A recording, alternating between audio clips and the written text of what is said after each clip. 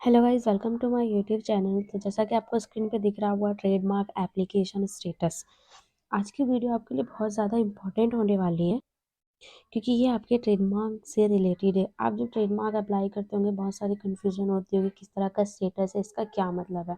तो आज इस वीडियो में सारे के सारे स्टेटस का क्या रियल में मीनिंग है वो पूरा डिस्कस करेंगे। कुल मिला के 30 ट्रेडमार्क स्टेटस है जिसके बारे में आज हम डिस्कस करेंगे। तो वीडियो को अंत तक ज़रूर देखिए और कोई भी कंफ्यूजन हो जाती है तो आप सिंपली हमें कमेंट बॉक्स में लिख सकते हैं, क्योंकि ट्रेडमार्क बिजनेस के लिए बहुत ज़्यादा इंपॉर्टेंट होता है। तो हमें पता होना चाहिए कि कौन सा स्टेटस क्या शो कर रहा है और हमें कब हमें एक्शन लेना है, कब हमें परेशान होना है या कब हमें एकदम रिलीफ में रहना है। तो सबसे पहला जो है न्यू एप्लीकेशन। न्यू एप्लीकेशन का मतलब है कि आपने एक न्यू एप्लीकेशन फाइल किया ट्रेडमार्क ऑफिस में, तो हो सकता है आपका न्यू एप्लीकेशन ये स्टेटस शो करे, कई बार नहीं भी करता है। नेक्स्ट है फॉर्मेलिटी चेक पास। सेकंड होता है फॉर्मेलिटी चेक पास। ये जो फर्स्ट और सेकंड स्टेटस है ये एकदम से तुरंत तुरंत चेंज हो जाते हैं, तो कई बार आपको दिखेगा, कई बार नहीं भी दिखेगा। तो फॉर्मेलिटी चेक पास का मतलब ये है कि आपने एप्लीकेशन करेक्टली सबमिट की है, प्रॉपर से उसमें नेम, इंडिविजुअल, जो भी आपका बिजनेस नेचर है, एप्लीकेंट नेचर है, trademark class, according to work, सब कुछ एकदम परफेक्टली किया हुआ है, प्रॉपर डॉक्यूमेंट्स लगाए हुए हैं। तो फॉर्मेलिटी चेक पास का मतलब जितनी भी फॉर्मेलिटीज थी फॉर्म को फिल करने में वो सारी की सारी आपने की हुई है। उसके बाद है फॉर्मेलिटी चेक फेल। जैसे कि फेल का मतलब, तो यहाँ आपको टेंशन लेने की ज़रूरत है। क्यों? क्योंकि हो सकता है जब आपने फॉर्म भरा होगा तो उसमें एप्लीकेंट नेचर, नेम, स्पेलिंग, ये सारी चीज़ें गलत होगी। तो यहाँ पे आपको टेंशन लेने की ज़रूरत है क्योंकि फेल दिखा रहा है। इसका मतलब क्या है? एप्लीकेशन जो आपका करेक्टली फाइल नहीं हुआ है, अमेंडमेंट की रिक्वायरमेंट हो सकती है, और अमेंडमेंट का मतलब होता है 900 की गवर्नमेंट की फ़ीस। तो ये वीडियो देख के आपको पता लग जाएगा कि प्रॉपरली आपको फाइलिंग अच्छे से करनी है। आप खुद फाइल करें या किसी और से करवाएं, आपको मेक श्योर करना है कि जो डॉक्यूमेंट्स है या जो भी डिटेल्स है फॉर्म है वो प्रॉपर फिल की जाए, क्योंकि अगर अमेंडमेंट आ जाती है तो अमेंडमेंट करेक्शन करने के लिए डिपार्टमेंट 900 की फ़ीस लेता है। चाहे अगर आप डॉक्यूमेंट्स भी ठीक ना डालें, सपोज अगर आप प्राइवेट लिमिटेड फॉर्म है और आपने एमएसएमई नहीं डाला बट आपने एमएसएमई एक्ट के अंदर में 50% का कंसेशन ले लिया, तो वहाँ भी जो है अमेंडमेंट की ऑब्जेक्शन आ सकती है। तो आपको खास ख्याल रखना है और प्रॉपर आप भी अपना स्टेटस जो चेक कर सकते हैं। और कोई भी फिर भी आपको कोई भी कंफ्यूजन आती है डॉक्यूमेंट्स को लेके, किसी भी चीज़ से रिलेटेड लेके, ट्रेडमार्क से रिलेटेड नेम कैसे चेक करना है, आपने जो नेम सोचा है वो अप्लाई करना चाहिए नहीं करना चाहिए, कई तरह के क्वेश्चंस होते हैं, क्योंकि आपके एप्लीकेशन के साथ मनी के साथ साथ आपका टाइम भी इन्वेस्टमेंट रहता है। तो उसके लिए भी कोई भी क्वेरी हो आप नीचे कमेंट बॉक्स में लिख सकते हैं। नेक्स्ट है send to Vienna codification.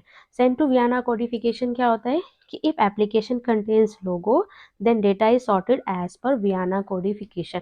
Suppose आपका ट्रेडमार्क विद लोगो है तो वियाना कोडिफिकेशन के अंदर सपोज आपने मेडिकल का सिंबल होता है प्लस का रेड कलर का, आपने वो अपने लोगो में लगा दिया है, रेड कलर का ही लगा दिया। आप किसी और कलर का लगाइएगा कोई फर्क नहीं पड़ता, बट आपने रेड कलर का लगा दिया है, तो इसमें क्या होगा, आपका ऑब्जेक्शन आ सकता है।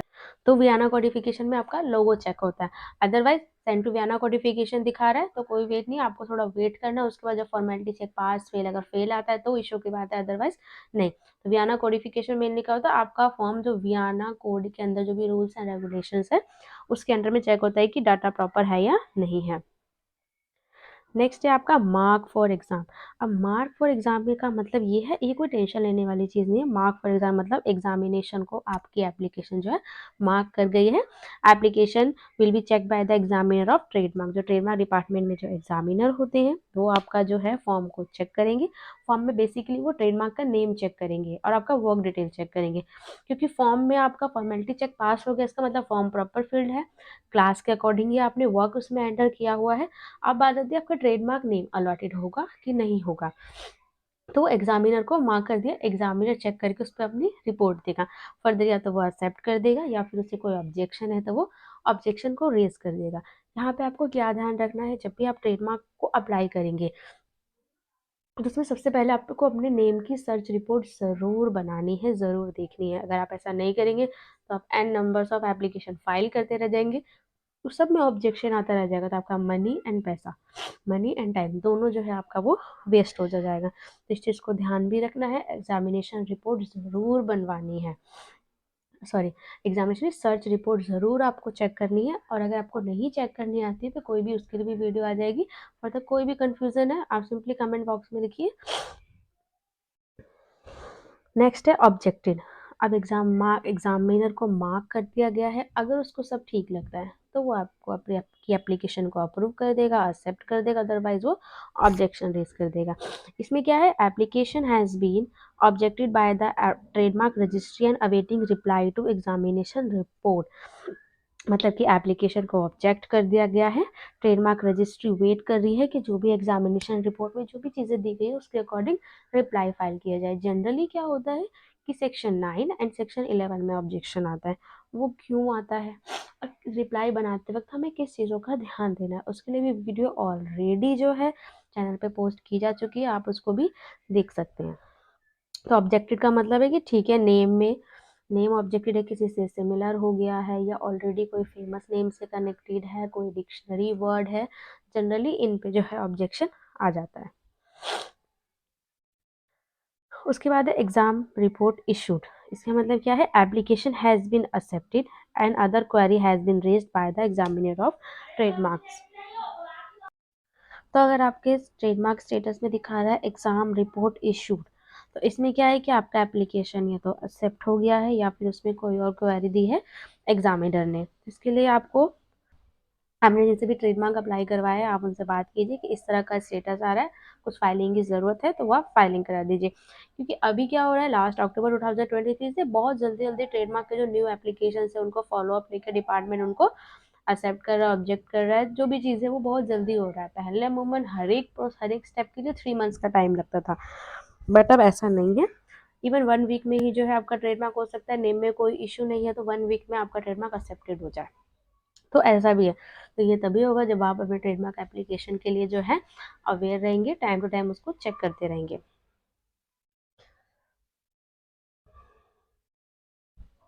उसके बाद आपका रेडी फॉर शोकोज हियरिंग। अब रेडी फॉर शोकोज हियरिंग कब आता है, application has been issued for hearing.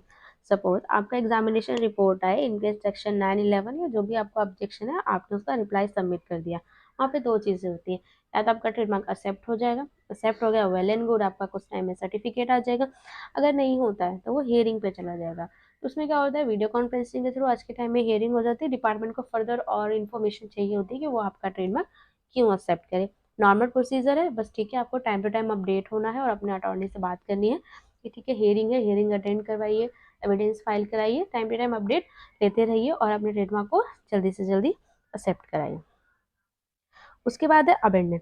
अब अबेंडन क्या है, सपोज हियरिंग आई, इसमें लिखा हुआ है if the response is not serve with in the given time frame it marks and abandon. Suppose आपके हियरिंग आई, आपने उस पर कोई एक्शन नहीं लिया, आपने उसको छोड़ दिया, फर्स्ट हियरिंग मिस हो गई, सेकेंड हियरिंग मिस हो गई, तो डिपार्टमेंट को ऐसा लगता है कि एप्लीकेंट को ट्रेडमार्क की ज़रूरत नहीं है, तो वो उसको अबेंडन घोषित कर देता है, अबेंडन उसको स्टेटस कर देता है।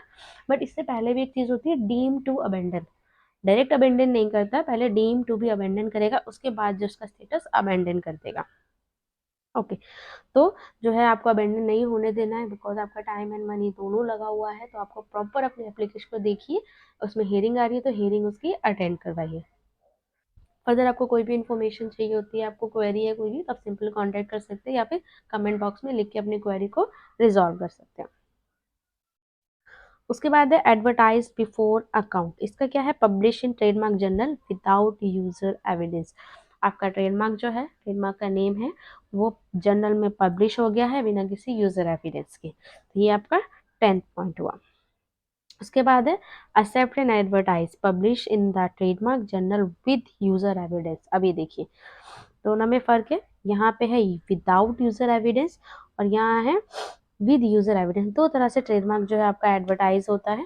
एक होता है एक्सेप्टेड इन बिफोर, मतलब कि वो एडवर्टाइज हो गया, प्रॉपर जो जर्नल जर्नल नंबर नहीं आया है। और सिंपल जब ये एक्सेप्ट एंड एडवर्टाइज होते हैं प्रॉपर एक डेट के साथ, एक जर्नल नंबर के साथ, जो है आपका एप्लीकेशन जो ट्रेडमार्क है वो जर्नल पब्लिश होता है। इट मीन्स अब किसी भी, अब एनी पार्टी, कोई भी थर्ड पार्टी जो है अगर उसको ऑब्जेक्शन करना है, किसी तरह का अपोज करना है, तो वो कर सकती हैं। प्रॉपर एक डेट के साथ, पब्लिश नंबर के साथ जो आपका ट्रेडमार्क एक्सेप्ट एंड एडवर्टाइज पे होता है, और ये बहुत ही अच्छा साइन होता है। इसमें क्या है, विद इन 4 मंथ्स, 4 मंथ्स के बाद जो है आपका सर्टिफिकेट ऑटोमेटिक जनरेट हो जाएगा, अगर कोई भी इसको अपोज नहीं करता है तो। अब आगे अपोज। अपोज क्या है, oppose a trademark application file by third party. जब आपका advertise and accept and advertise रहता है, मीन्स वो 4 मंथ के लिए सब पब्लिक को दिखने अलाउ हो जाता है, कोई भी उसको देख सकता है जनरल में जाके। किसी को कोई भी आपके ट्रेडमार्क से प्रॉब्लम है तो वो उस पर क्या कर सकते हैं, अपोज कर सकते हैं। हाँ, तो ये थोड़ी टेंशन वाली सिचुएशन है। इसमें क्या, इनकेस अगर अपोज होता है तो आपको विद इन 1 मंथ आप अपना काउंटर फाइल कर दीजिए, क्योंकि आप नहीं फाइल करेंगे तो सेकंड पार्टी थर्ड पार्टी तो ये चाहती है कि आपका ट्रेडमार्क जो रिफ्यूज हो जाए, तो आपका रिफ्यूज हो जाएगा। तो इट्स बेटर आप उसका जो प्रॉपर टेक केयर करें, उसको देखते रहें। नेक्स्ट है रजिस्टर। ठीक है, अगर अपोज होता है उसके बाद आपने काउंटर सबमिट किया, सारी हियरिंग्स वगैरह हुई, उस केसेस पे भी रजिस्टर्ड हो जाता है। या फिर एक्सेप्ट एंड एडवर्टाइज है और आपका किसी ने अपोज किया ही नहीं, तो आपका सिंपली वो रजिस्टर्ड होगा, trademark has been registered successfully. Normally क्या होता है, एक्सेप्ट एंड एडवर्टाइज के 4 मंथ बाद जो आपका ट्रेडमार्क रजिस्टर्ड शो करेगा, और वहीं पे राइट साइड में टॉप में जो आपका सर्टिफिकेट वहाँ पे दिखेगा, आप उसको डाउनलोड कर सकते हैं, यूज कर सकते हैं। उसके बाद है 14 रिफ्यूज। अगर सपोज आप अपने ट्रेडमार्क में, आपके ट्रेडमार्क में कोई भी क्वेरी आई है, ऑब्जेक्शन आया है, हियरिंग आई है, आप उसको, हियरिंग आती है, हियरिंग पे जब आप अटेंड करते हैं, ठीक है, और किसी भी रीजन से जो है वो ट्रेडमार्क एक्सेप्ट नहीं हो पाता है, तो वहाँ पे फिर वो रिफ्यूज होता है, मीन डिपार्टमेंट ने उसको अप्रूव करने से मना कर दिया है, या फिर आपके एविडेंस प्रॉपर नहीं होंगे, या फिर आपने किसी का सेम नेम ही अप्लाई कर दिया होगा। सपोज आप सैमसंग अप्लाई कर देंगे तो डेफिनेटली आपको नहीं मिलेगा ना, सैमसंग कंपनी आपको अपोज करेगी, तो वहाँ पे आपका ट्रेडमार्क क्या हो जाएगा, वो रिफ्यूज हो जाएगा, मतलब डिपार्टमेंट ने देने से मना कर दिया है। उसके बाद है इनवैलिड। इनवैलिड कब शो करता है, applicant fees not received, application fees, suppose आपने फीस कम पेमेंट कर दी, तो इस तरह से चीज़ें, आप फीस कम पे कर देते हैं, तो ये क्या होता है कि आपके एप्लीकेशन में जो फीस है आपने कम पे, ये कब केसेस में आता है कि नॉर्मली किसी भी चीज़ की आपको फीस पे करनी थी, आपने कम फीस पे को, आपको कोई अमेंडमेंट करनी थी, आपने यहाँ पे फीस कम कर दी, तो इस तरह की चीज़ें क्या होगा, वो इनवैलिड शो करेगा। इसमें कुछ नहीं, जब आप जितना भी रिमेनिंग फीस है आप उतना पे कर देंगे डिपार्टमेंट को, तो ये स्टेटस हट जाएगा और अपना आगे को प्रोसेस में चला जाएगा। उसके बाद है विड्रॉन। विड्रॉन का मतलब क्या होना, वापस लेना। ट्रेडमार्क में क्या वापस लेंगे, trademark application is withdrawn by the applicant himself. आपका ट्रेडमार्क है, आप ही उसको विड्रॉ कर सकते हैं, कोई और विड्रॉ नहीं कर सकता। आप है ना, आपके वाइफ ना, आपके पेरेंट्स ना, आपके बच्चे, कोई भी जो है आपका ट्रेडमार्क को विड्रॉ नहीं कर सकता है। आपको खुद ही विड्रॉ की एप्लीकेशन पे आप ही के साइन होंगे और उसको फाइल किया जाएगा। तो जब आप विड्रॉन डालेंगे और विड्रॉन अप्रूव हो जाएगा, तो वहाँ पे सारे स्टेटस छोड़ के वहाँ दिखाएगा विड्रॉन, इसका मतलब आपने अपना ट्रेडमार्क की एप्लीकेशन वापस ले लिया। उसके बाद है send back to EDP. Normally इस तरह के स्टेटस बहुत कम दिखते हैं, रेयर केस में दिखते हैं। Trademark application has been send back for proper data entry to the digitize the application. जब ट्रेडमार्क एप्लीकेशन को ऑफलाइन फाइल किया जाता है, जब आप ऑफलाइन, आज के टाइम में क्या ऑनलाइन ईजी है, ऑनलाइन में बेनिफिट ये है कहीं भी बैठ के हो जाता है, दूसरी चीज़ कॉस्ट भी कम पड़ती है। ऑफलाइन में आपकी फीस जाएगी 5000, ऑनलाइन में जाएगी 4500, बट स्टिल ठीक है, अगर आप ऑफलाइन एप्लीकेशन फाइल करते हैं तो सेंड बैक टू ईडीपी का मतलब है आपका जो फॉर्म है, जो ऑफलाइन फॉर्म है, उसको डिजिटल करने के लिए भेजा गया है। पहले वो डिजिटल होगा, फिर वो अपने नॉर्मल प्रोसेस में आ जाएगा। उसके बाद है सेंड टू प्रास प्री। अभी ये कितने अलग अलग से वर्ड्स है, कैसे, registration amendment section, if you have filed any amendment to your trademark application then प्रास विल डील अमेंडमेंट।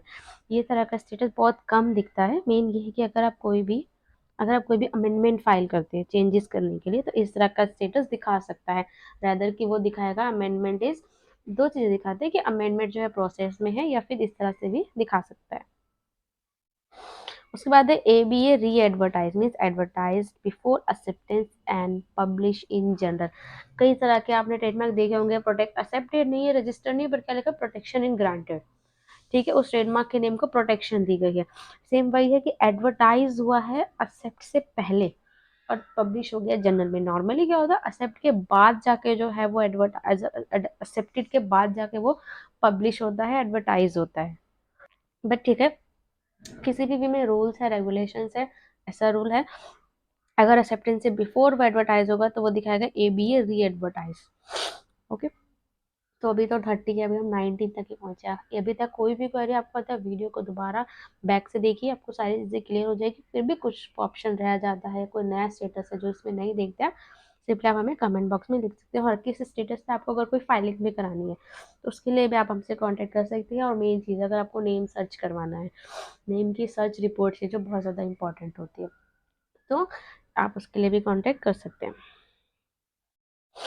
उसके बाद है under division, international trademark application under process. ये किस लिए है? इंटरनेशनल, जरूरी नहीं आप इंडिया में बिजनेस करें तो आप इंडिया में ही ट्रेडमार्क लेंगे, आप इंडिया में बैठे बैठे किसी और कंट्री में भी ट्रेडमार्क को ले सकते हैं। तो जब आप इंटरनेशनल ट्रेडमार्क फाइल करते हैं तो वहां पे आता है अंडर डिवीजन, मीन्स क्या, एप्लीकेशन अंडर प्रोसेस है। नेक्स्ट है rectification file, rectification filed by the third party to remove the trademark application from the registrar of trademarks. अब आपको एक कंफ्यूजन हो गया, अभी हमने अपोज देखा था, अपोज में भी पार्टी क्या रिफ्यूज ही मांगती है, तो अपोज करे तो रेक्टिफिकेशन क्या है? देखिए, दो चीज होती है। पहली होती है कि ट्रेडमार्क एक्सेप्ट होने के बाद, ट्रेडमार्क जब एक्सेप्ट एंड एडवर्टाइज होता है तब हम उसको अपोज कर सकते हैं, ठीक है। बट जब ट्रेडमार्क रजिस्टर्ड हो जाता है तो उसके बाद सपोज किसी ने अपोज करना है या फाइल को रोकनी है तो वहाँ अपोज नहीं होता, वहाँ रेक्टिफिकेशन फाइल किया जाता है। रेक्टिफिकेशन का मतलब होता है करेक्शन, ठीक है। कि जो भी वो पार्टी डिमांड करती है, कई बार हाफ नेम या आप कहती है चेंज करके आप ले लो, या आप इसको नहीं, इसको आप हटाओ, हमसे कम्प्लीटली मैच हो रहा है, जो भी कुछ है, तो उसको रेक्टिफिकेशन। तो रेक्टिफिकेशन का पता है रजिस्ट्रेशन के बाद, मीन्स इन शॉर्ट रजिस्ट्रेशन के बाद भी हमारा ट्रेडमार्क सेफ नहीं है कुछ टाइम तक, 4-5 मंथ वहाँ पे भी बैरियर रहता है, ठीक है ऐसे। तो ट्रेडमार्क आपका रजिस्टर हो जाता है, उसके बाद भी आपको उसका प्रॉपर स्टेटस चेक करते रहना है। बस हाँ, एक बेनिफिट होता है, आपका रेक्टिफिकेशन है तो ठीक है, आपके हाथ में ट्रेडमार्क का सर्टिफिकेट है, वो तो पोर्टल पे जो शो करेगा रेक्टिफिकेशन, बट हाँ आपको उसका भी रिप्लाई सबमिट करना है, अदरवाइज आपका ट्रेडमार्क एप्लीकेशन कैंसिल भी हो सकता है। ओके। उसके बाद है accepted, trademark accepted without evidence pending publish in journal. जैसे हमने एक्सेप्ट एंड एडवर्टाइज का बताया था, तो एक्सेप्ट एंड एडवर्टाइज से पहले सिर्फ एक्सेप्ट शो करता है, एक्सेप्ट के बाद आएगा एक्सेप्ट एंड एडवर्टाइज। तो मीन्स एक्सेप्ट हो गया, अभी जर्नल पब्लिश नहीं हुआ है। जर्नल पब्लिश अमूमन हो जाता है 15 दिन से 1 महीने के बीच में हो जाता है। उसके बाद है कैंसल, कैंसल का मतलब सिंपल कैंसिल ही होता है। Trademark has been cancel, XYZ कोई भी रीजन हो सकते हैं ट्रेडमार्क कैंसिलेशन के, या सपोज अपोज फाइल हुआ है, अपोज में आपने उसका रिप्लाई नहीं दिया या आप केस हार गए तो वहाँ भी कैंसिल होगा। रेक्टिफिकेशन किसी ने फाइल किया, वहाँ भी आपने सपोज रिप्लाई फाइल नहीं किया है, काउंटर स्टेटमेंट नहीं दिया है, और या फिर आप केस को नहीं जीत पाए, प्रॉपर एविडेंस प्रॉपर डॉक्यूमेंट नहीं डाल पाए, तो वहाँ भी क्या हो जाएगा, ट्रेडमार्क कैंसिल हो जाएगा। क्योंकि जो थर्ड पार्टी होती है वो यही डिमांड करती है कि ट्रेडमार्क को रिफ्यूज कर दिया जाए या कैंसिल कर दिया जाए। अब उसके बाद है accepted and re advertise, accepted with user evidence, means user evidence कुछ नहीं है, सिंपल आपका जर्नल का नेम, कब आपका एप्लीकेशन हुआ है, कब आपका जर्नल पब्लिश हुआ है, कब एक्सेप्ट हुआ है, इस सारी डिटेल के साथ जब ट्रेडमार्क का जर्नल पब्लिश किया जाता है उसको कहते हैं एक्सेप्टेड या फिर री एडवर्टाइज। हल्का हल्का चेंज है, नॉर्मली वही चीज़ होती है। उसके बाद है IR कैंसल, IR कैंसल क्या है? International trademark application cancel, means आपने इंटरनेशनल ट्रेडमार्क अप्लाई किया था, वो आपकी एप्लीकेशन कैंसिल हो गई है, तो शॉर्ट में आएगा IR कैंसल्ड। उसके बाद है प्रोटेक्शन ग्रांटेड, इंटरनेशनल ट्रेडमार्क्स क्या होते हैं, उनको जब इंडिया में रजिस्ट्रेशन मिलता है तो उनको क्या कहते हैं, protection granted, means international trademark application registered in India. इसका मतलब है वो किसी और कंट्री का ट्रेडमार्क है, उसे सपोज कनाडा के किसी बिजनेसमैन ने इंडिया में ट्रेडमार्क लिया, इंडिया के जब अप्लाई किया उनका ट्रेडमार्क रजिस्टर्ड हो गया, तो वो रजिस्टर्ड ना शो के वो प्रोटेक्शन ग्रांटेड शो करेगा, इस तरह से चीजें। उसके बाद है रिमूव्ड, रिमूव में क्या है, registered trademark application has be remove for non renewal. अब मेन चीज ये है कि 10 साल बाद, 10 साल बाद वो नहीं जब से आपका एक्सेप्ट हुआ है, 10 साल वो जब से आपने अप्लाई किया है। सपोज आपने 2017 में अप्लाई किया, आपको ट्रेडमार्क का रजिस्टर सपोज 2019 में हुआ है, बट आपका जो ट्रेडमार्क का वर्क है, ट्रेडमार्क की जो डेट है एक्सपायरी डेट, वो 2017 से ही कैलकुलेट हुई। क्यों? क्योंकि जब भी आप ट्रेडमार्क अप्लाई करते हैं तो वहाँ पे एक आप सिलेक्ट करते हैं प्रपोज टू बी यूज, इसका मतलब हम आज अप्लाई करें, आज से यूज करेंगे, तो उसी दिन से 10 साल तक का जो वैलिड होता है। और अगर आप उसको रिन्यू नहीं करते, आपको 10 साल से कुछ दिन पहले रिन्यू करना होता है, अगर आप रिन्यू नहीं करते हैं तो आपका ट्रेडमार्क जो है रिमूव कर दिया जाता है, ठीक है। और मेन चीज़ ये है कि ठीक है, ट्रेडमार्क रिन्यूअल करना आप भूल गए तो आने वाले 1-2 महीने में भी आप रिन्यूअल कर सकते हैं, थोड़ा बहुत फाइन लगता है बट आपका ट्रेडमार्क रिन्यू हो जाता है। और आपको अगर ट्रेडमार्क चेक कीजिए अपना, अगर रिन्यूअल कराना है तो उसके लिए आप हमसे कॉन्टैक्ट कर सकते हैं, ट्रेडमार्क रिन्यू हो जाएगा। हाँ, लेकिन अगर आप सोचते हैं कि ठीक है इसको रिन्यू क्यों कराओ, रिन्यू में तो 9,000 की फीस जानी है बट ट्रेडमार्क अप्लाई करेंगे तो 45 हो जाएंगे, बट जरूर नहीं है, आप उसको अप्लाई करेंगे तो वो आपको मिल जाएगा, तो फिर वो फ्रेश में आएगा। तो इस बात का आपको खास ध्यान रखना है। उसके बाद है appeal. Appeal pending before the IPB an order of examination examiner. अगर आपने कोई भी अपील लगाई है किसी भी चीज़ को लेके और वो पेंडिंग है, तो आपका उसमें जो है स्टेटस अपील शो करेगा। उसके बाद है रिव्यू। रिव्यू क्या है? Review petition filed after an order passed by the examiner. आपके एग्जामिनर ने, अभी हमने अपील देगा, अपील पे एग्जामिनर ने कोई ऑर्डर पास किया बट आपको वो ऑर्डर ठीक नहीं लगा, तो आप क्या करेंगे, आप रिव्यू में जो है अपनी दोबारा एप्लीकेशन को लगाएंगे, रिव्यू पिटिशन फाइल करेंगे जो भी एग्जामिनर ऑर्डर पास करा है उसके अगेंस्ट में। उसके बाद है gone to the court. Gone to the court कब दिखाएगा? जब ट्रेडमार्क एप्लीकेशन का कोई भी डिस्प्यूट कोर्ट में चला जाता है और ट्रेडमार्क डिपार्टमेंट को पता है ये चीज़, क्योंकि पहले तो एप्लीकेशन वहीं लगाई जाती है, तो वहाँ क्या दिखेगा कि कोर्ट में चला गया आपका एप्लीकेशन। तो कोई भी आपके एप्लीकेशन नंबर से चेक करेगा तो उसको यही शो करेगा, गोन टू कोर्ट। तो 1 एक और थे, 30 गए थे बट 31 है, stay on registration. Application has been stayed by IPB और इंडियन कोर्ट। डायरेक्ट कोर्ट में जाके भी आपको किसी भी एप्लीकेशन पे स्टे लगवाना है, या आपके एप्लीकेशन में किसी ने स्टे लगा दिया है ट्रेडमार्क पे, तो वो शो करेगा स्टे इन रजिस्ट्रेशन। तो आपके ट्रेडमार्क एप्लीकेशन पे स्टे लगा हुआ है तो वो इस तरह से स्टेटस को शो करेगा। एक और अपोजिशन विड्रॉन। तो अपोजिशन विड्रॉन क्या है? अपोजिशन फाइल किया था थर्ड पार्टी ने, जिसने भी फाइल किया था उन्होंने वापस ले लिया अपना। एक होता है आप अपने अपनी एप्लीकेशन वापस लेंगे, अपना ट्रेडमार्क एप्लीकेशन फाइल लेंगे तो वो सिर्फ विड्रॉन दिखाएगा, बट आपका ट्रेडमार्क किसी ने अपोज किया है और ठीक है आपके आपस में सेटलमेंट हो गया और उसने अपना अपोजिशन विड्रॉ कर लिया है, तो वहाँ पे दिखाएगा अपोजिशन विड्रॉ। जैसे अपोजिशन विड्रॉ होगा आपका ट्रेडमार्क वापस से रजिस्टर्ड की तरफ बढ़ जाएगा, क्योंकि एक्सेप्ट और एडवर्टाइज तो वो था ही। So thank you very much. Video आपको अच्छी लगी, बहुत शॉर्ट में सारे 32 स्टेटस जो है आपके साथ डिस्कस किए। कोई भी क्वेरी होती है, कोई भी कंफ्यूजन होती है, आप सिंपल कमेंट बॉक्स में हमें लिख सकते हैं। और आपने बहुत ध्यान से इस वीडियो को देखा, तो वीडियो ठीक है थोड़ी लंबी होगी बट इट्स ओके, आपकी सारी जो क्वेरीज मैक्सिमम क्वेरीज क्लियर हो चुकी होगी। फर्दर कोई भी क्वेरी बचती है तो आप नीचे कमेंट बॉक्स में लिख सकते हैं।